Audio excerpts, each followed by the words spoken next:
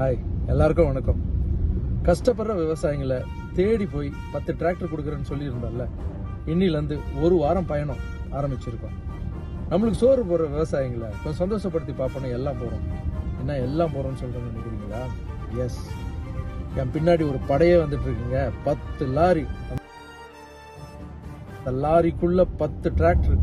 அதுக்கு பின்னாடி பார்த்தீங்கன்னா ஷெஃப் வினோத், நாங்கள் எங்களுக்கு சாப்பாடு செஞ்சு போடுறதுக்காக.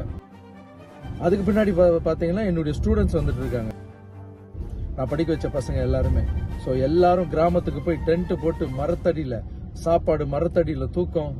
ஒரு விவசாயி வீட்டுக்கு தெரியாம டக்குன்னு உள்ள போவோம். ஏங்க, ஒரு டிராக்டர் வாங்கினா தான் பிள்ளைய படிக்க வச்சு, அவர் படிக்காம இருப்பாரு, தான் பிள்ளைய படிக்க வச்சு பெரியாளாக்கி ஒரு 20 வருஷம் வெயிட் பண்ணணும். அவரு வேலைக்கு போய் அவர் ஒரு லோன் எடுத்த அப்புறம் தான் டிராக்டர் வரும். எவ்வளவு நாள் ஆகும்? ஒரு 20 வருஷம் வெயிட் பண்ண. ஆனா 20 நிமிஷத்துல ஒரு